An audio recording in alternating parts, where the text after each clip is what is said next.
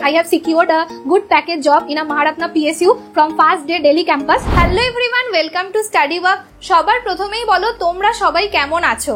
গত 1.5-2 মাস ধরে আমাদের চ্যানেলে ভিডিও আসছে না, আর তার মূল কারণ হলো সিএমএ।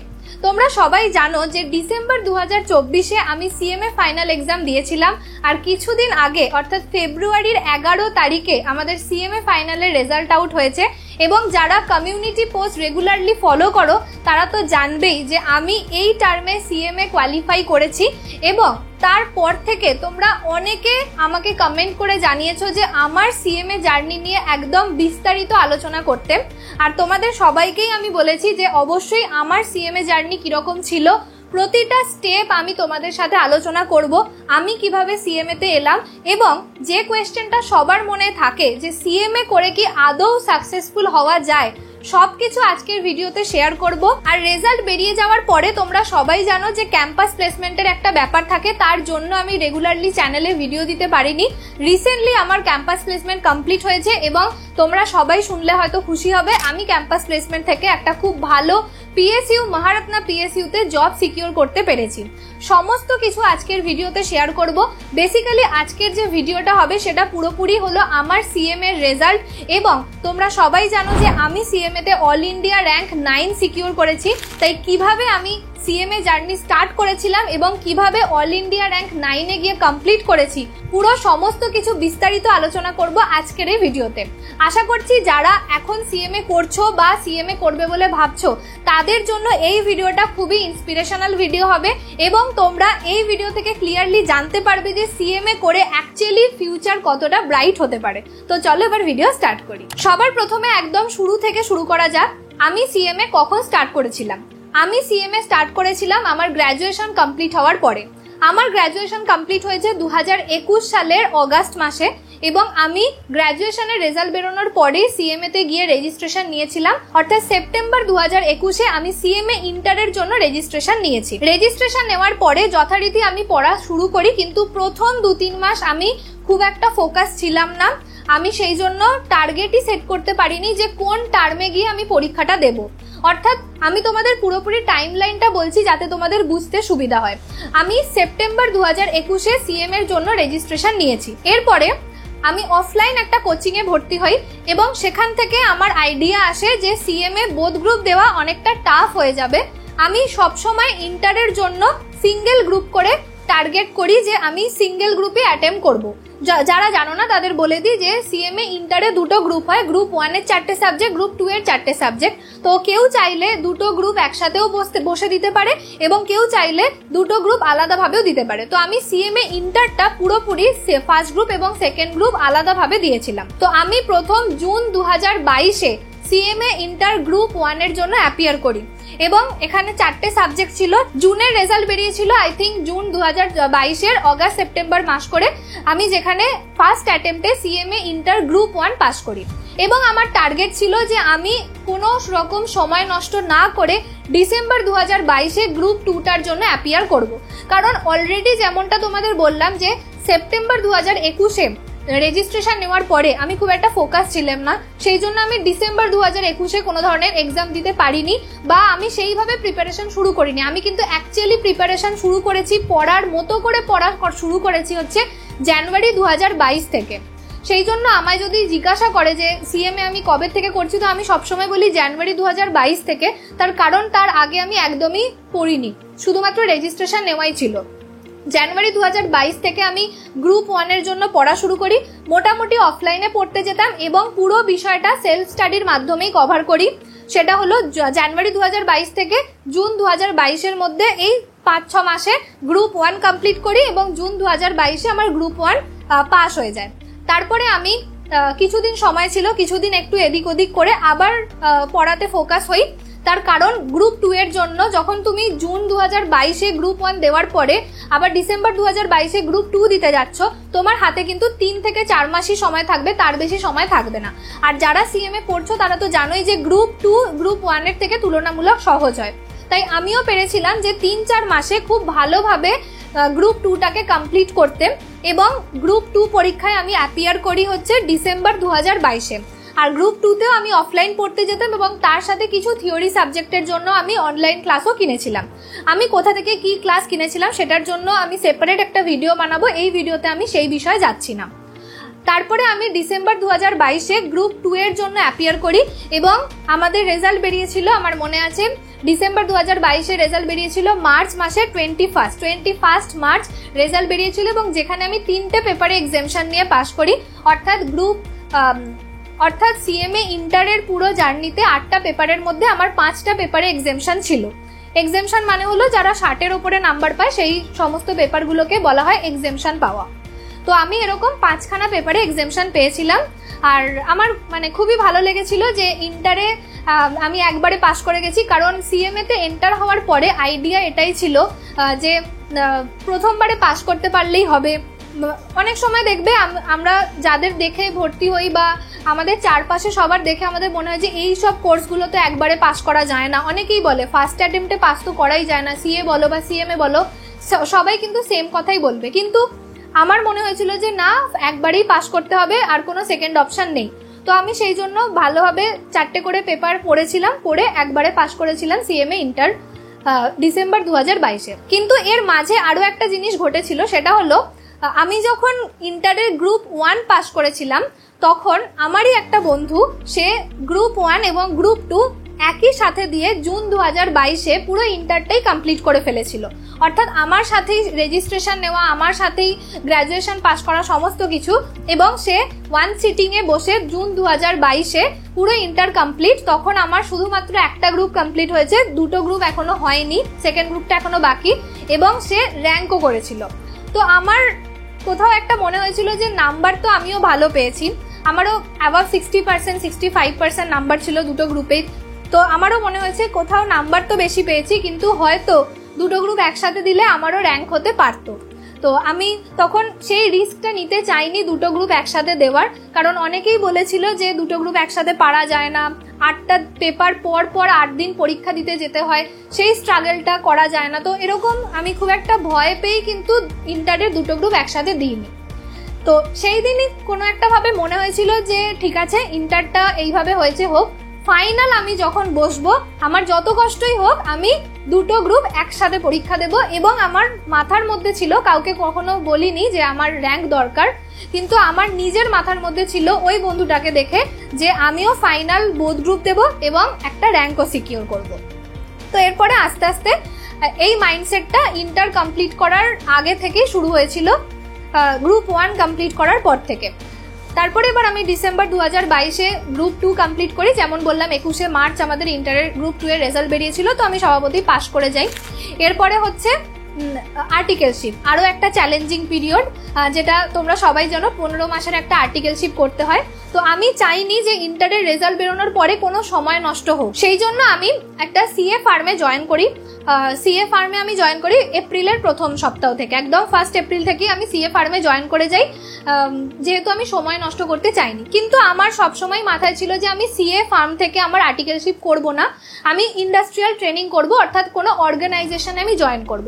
এবং তার সাথে সাথে যেহেতু ইন্টারের রেজাল্ট বেরোনোর পরে সেরকম কোনো অপরচুনিটি আমি পাইনি কোনো অর্গানাইজেশনে ইন্ডাস্ট্রিয়াল ট্রেনিং হিসাবে জয়েন করার, তাই আমি ইনিশিয়ালি একটা সিএ ফার্মে জয়েন করেছিলাম। তারপরে সিএ ফার্মে আমি বেসিক্যালি অডিট ফিল্ডেই ছিলাম, অর্থাৎ বিভিন্ন জায়গাতে অডিট অ্যাসিস্ট্যান্ট হিসাবে কাজ করতাম। তারপরে প্রায় 2.5-3 মাস পরে আমাদের সিএমএ ক্যাম্পাস প্লেসমেন্ট থেকে, অর্থাৎ ইন্টারের পরেও কিন্তু ক্যাম্পাস থেকে ইন্ডাস্ট্রিয়াল ট্রেনিং হিসাবে সিএমএ ইন্টার পাস আউটদের রিক্রুটমেন্ট হয়ে থাকে। তোমরা যদি সাইট ফলো করো, আমাদের সিএমএ ইনস্টিটিউটের প্লেসমেন্ট সাইট যদি ফলো করো, সেখানে দেখবে যে ইন্টার কোয়ালিফাইডদের জন্য ভ্যাকেন্সি বেরোয়। তো আমি সেগুলো ফলো রাখতাম এবং সেখানে বিভিন্ন পিএসইউ যেগুলো আসে, অর্থাৎ পাবলিক সেক্টর আন্ডারটেকিং, সেই সমস্ত জায়গায় আমি অ্যাপ্লাই করতাম। তো সেখান থেকে আমার প্রায় ওই তোমার ধরো মোটামুটি জুন মাসের প্রথম সপ্তাহে garden reach shipbuilders and engineers limited থেকে আমার কল আসে। তো সেখানে বলে যে এরকম ইন্টারভিউ আছে, তো দিতে যেতে হবে। তো সেই টাইমে ফার্ম থেকে আমার এমকম এর পরীক্ষা চলছিল বলে আমি ছুটি নিয়েছিলাম, তো ওই টাইমটায় আমি ইন্টারভিউ দিতে যাই। এবং স্বভাবতই সেদিন প্রায় 200 জন মতো ইন্টারভিউ দিতে এসেছিল এবং তার মধ্যে ওনারা নেবেন হচ্ছে 10 জনকে। তো এরকম ফার্স্ট হাফ সেকেন্ড হাফ মিলিয়ে ইন্টারভিউ হয়েছিল। আমি গিয়েছিলাম সেকেন্ড হাফে। তো ইন্টারভিউ আমার সেটা ছিল লাইফের ফার্স্ট ইন্টারভিউ, তার উপর হচ্ছে ইংলিশে আমাকে কথা বলতে হতো। আর কেন জানি না তখন যেহেতু বিভিন্ন জায়গায় অডিট করতে যেতাম, কনফিডেন্স জিনিসটা মনের মধ্যে ছিল, অর্থাৎ সামনে নতুন কাউকে দেখে কথা বলতে সেরকম ভয় লাগতো না, যেটা আমার আগে হতো। তার উপর তো তোমরা সবাই জানো যে আমি অনেক দিন ধরেই ভিডিও করছি, তাই কথা বলাতে আমার অত একটা প্রবলেম হয়নি। কিন্তু আমি তখন ইংলিশে বলতে হবে এই জিনিসটা পুরো মাথা থেকেই বের করে দিয়েছিলাম, কারণ ওটা ছিল আমার প্রথম ইন্টারভিউ। আর তোমরা সবাই জানো আমি একজন বেঙ্গলি মিডিয়াম স্টুডেন্ট। তো সেদিন গিয়ে আমার হার্ডলি 10 থেকে 15 মিনিট ইন্টারভিউ হয়েছিল, খুব একটা বেশি কিছু হয়নি। কয়েকটা কোয়েশ্চেন ওনারা করেছিলেন আমার সিএ ফার্মের আর্টিকেলশিপের বিষয়ে, কিছু টেকনিক্যাল অ্যাকাউন্টসের কোয়েশ্চেন, কিছু ট্যাক্সের কোয়েশ্চেন করেছিলেন, এবং আমি প্রতিটা কোয়েশ্চেন খুব ভালোভাবে উত্তর দিতে পেরেছিলাম। হ্যাঁ, পুরো ইন্টারভিউ ইংলিশেই হয়েছিল এবং আমার কোথাও গিয়ে মনে হয়নি যে আমি ইংলিশ বলতে পারছি না। জানি না তখন কি হয়েছিল, আলাদাই কনফিডেন্স ছিল এবং সেই থেকেই আমি সমস্ত প্রশ্নের খুব ভালোভাবে উত্তর দিয়েছিলাম। আমার ইন্টারভিউটা দিয়ে, প্রথম ইন্টারভিউ দিয়ে আমি খুবই স্যাটিসফাইড ছিলাম। তারপরে মোটামুটি ওই 20-25 দিন পরে আমাকে গার্ডেন রিচ শিপ বিল্ডার্স থেকে আমাকে মেল করে যে you are selected as a cost trainee, এবং আমি খুবই হ্যাপি হয়ে যাই যে আমি একটা অর্গানাইজেশনে, এমনকি পিএসইউতে ইন্ডাস্ট্রিয়াল ট্রেনি হিসাবে জয়েন করার সুযোগ পাচ্ছি। এবং সব থেকে বেশি যে ইম্পর্টেন্ট জিনিস ছিল সেটা হলো স্যাপ, অর্থাৎ এখন তোমরা সবাই জানো প্রতিটা অর্গানাইজেশন, বিশেষ করে পিএসইউতে স্যাপ ফিকোতে কাজ হয়ে থাকে, এবং আমার ওই অর্গানাইজেশনে জয়েন করার আরও একটা মূল উদ্দেশ্য ছিল যে আমি ওখানে স্যাপে কাজ শিখতে পারবো। তো সেই জন্য আমি ফার্ম ছেড়ে তারপরে আমি পিএসইউতে জয়েন করি এবং ফার্মে 3 মাস কমপ্লিট করি জুনের 30 তারিখ পর্যন্ত, এবং তারপরে ওদিকে 7 তারিখ থেকে আমি garden reach shipbuilders and engineers লিমিটেডে জয়েন করি এবং ওখানে 12 মাস কমপ্লিট করি।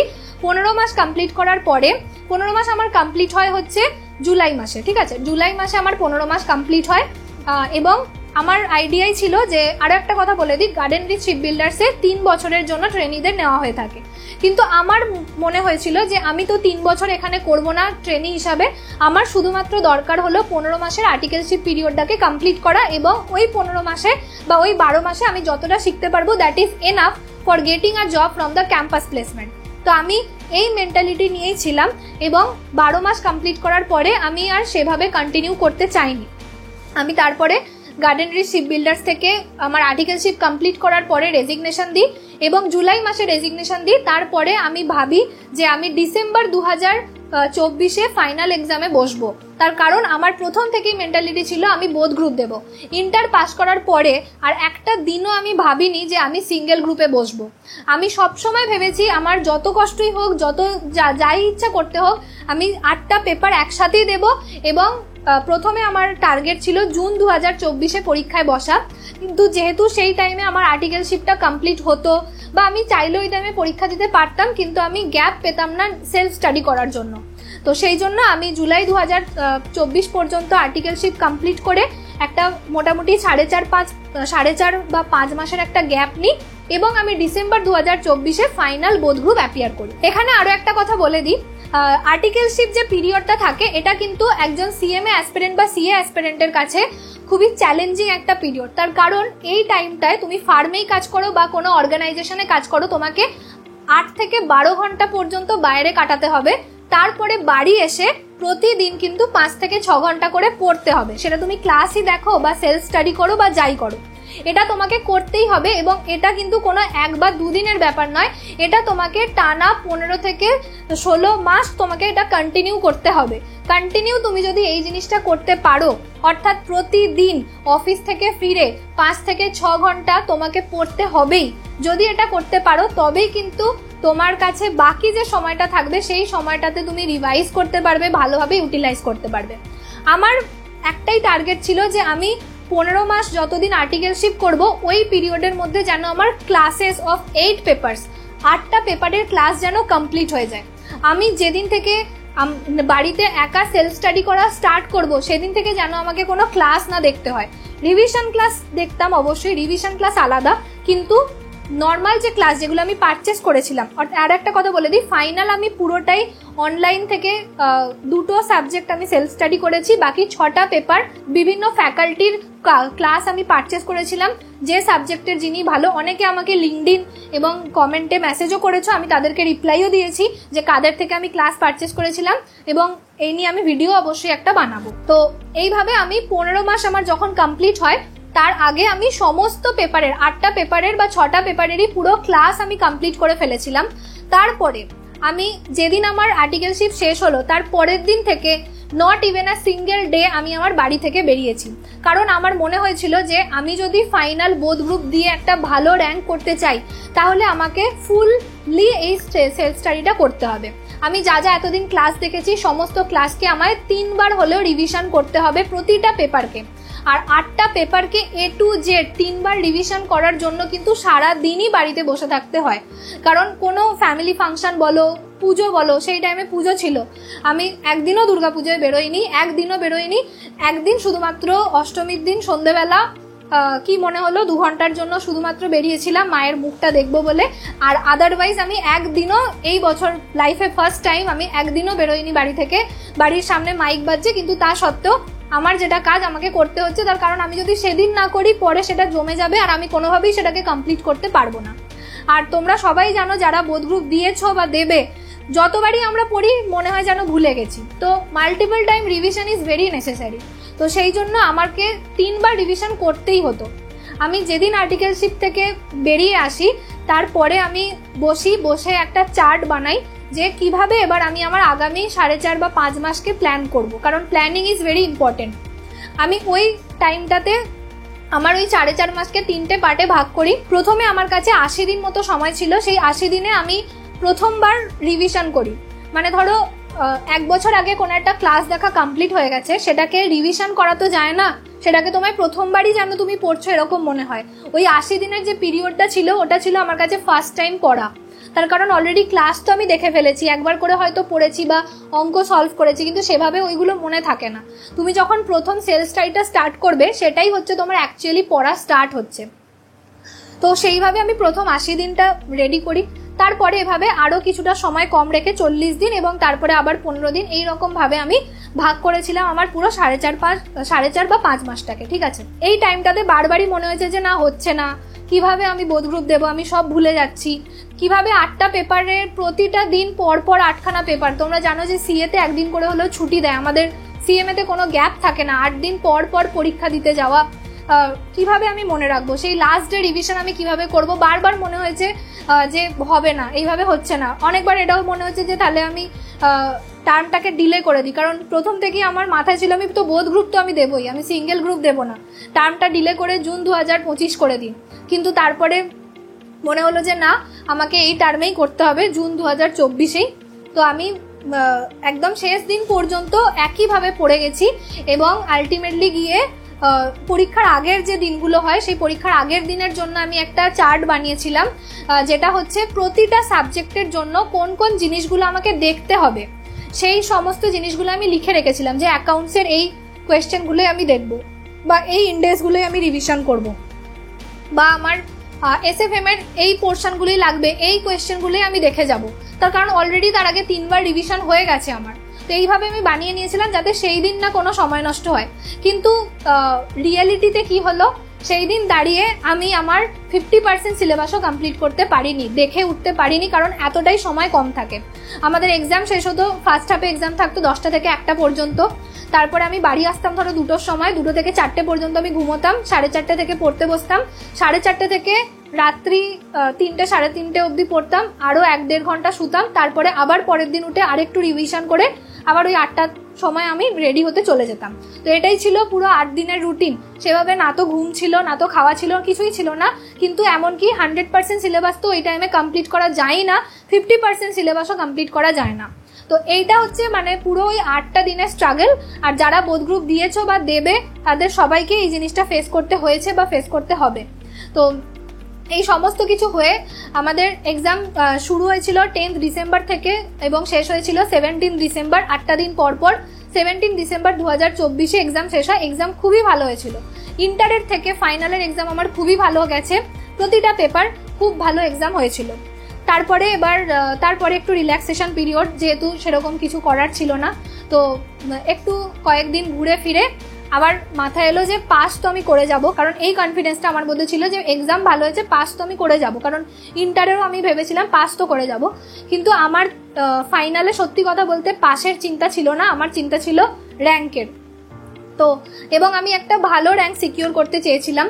তো এরপরে আমার আস্তে আস্তে শুরু হয় যে র্যাঙ্ক হবে কি হবে না সেই চিন্তাটা আসে, কিন্তু তার সাথে সাথেই আমি ক্যাম্পাস প্লেসমেন্টের জন্য পড়া শুরু করে দিই। রেজাল্টের জন্য আমি ওয়েট করিনি, রেজাল্টের আগের থেকেই আমি ক্যাম্পাস প্লেসমেন্টের জন্য পড়া শুরু করে দিয়েছিলাম, যে কিভাবে ইন্টারভিউ হয়, যেহেতু আমি বেঙ্গলি মিডিয়াম স্টুডেন্ট, কিভাবে ইংলিশ প্র্যাকটিস করব, ডেলি ইংলিশ প্র্যাকটিস, তারপরে বেসিক জিনিসগুলো দেখা, সমস্ত কিছুই আমি প্র্যাকটিস শুরু করে দিয়েছিলাম। তারপরে আমাদের রেজাল্ট বেরোনোর ডেট ছিল হচ্ছে 21 ফেব্রুয়ারি 2025, কিন্তু হঠাৎ করে সেই রেজাল্ট ডেটটাকে এগিয়ে আনা হলো 11 ফেব্রুয়ারি। তো 11 ফেব্রুয়ারি সকাল 6:01 আমি রেজাল্ট দেখি, তার কারণ তার আগের টার্মেও রেজাল্ট সকাল 6টার সময় বেরিয়েছিল। তো 10 ফেব্রুয়ারি সারা রাত কোনো রকমের ঘুম হয়নি, মাথার মধ্যে একটাই জিনিস চলছিল যে কখন রেজাল্ট বেরোবে। তো আমি জানি যে ঠিক 6টার সময় রেজাল্ট বেরোবে, তো 6:01 আমি রেজাল্টটা চেক করি। তো সবাই জানো রেজিস্ট্রেশন নাম্বারটা পুট করার পর একটা জিনিসের জন্যই ওয়েট করি, সেটা হলো কনগ্রাচুলেশন। তো কনগ্রাচুলেশন তো দেখতে পেয়ে গিয়েছিলাম। আমার মার্কস হয়েছিল 266 গ্রুপ 3-তে আর 310 হচ্ছে গ্রুপ 4-এ। তো এই মার্কসটা দেখে কোথাও তো মনে হয়েছিল যে ভালো নাম্বার, র্যাঙ্ক হয়তো হয়ে যাবে। সঙ্গে সঙ্গে প্রভিশনাল র্যাঙ্ক লিস্টটা চেক করি এবং সেখানে পিডিএফ তো 50 জনের নাম আছে, তো আমি ওইভাবে পরপর দেখিনি, আমি সার্চ বাটনে গিয়ে চেক করেছিলাম মধুশ্রী ঘোষ, দেখলাম যে হ্যাঁ 1 of 1 এইরকম দেখাচ্ছে মধুশ্রী ঘোষ বলে। এবং যখন আমি র্যাঙ্কটা চেক করি আমি দেখি আমার নাম 1 থেকে 10-এর মধ্যে রয়েছে, অর্থাৎ আমি AIR 9 হয়েছি। তো আমার ইচ্ছা ছিল 1 থেকে 5-এর মধ্যে আসার, কিন্তু আমি যে AIR 9 হতে পেরেছি, that day was very happiest moment for me and my parents. তো খুবই খুশি হয়েছিলাম। তো এইরকমভাবে সেই দিনটা তো গেল, বিভিন্ন টিচারদের ফোন করা, সবাইকে জানানো, খুবই ভালো লেগেছিল সেই দিনটা।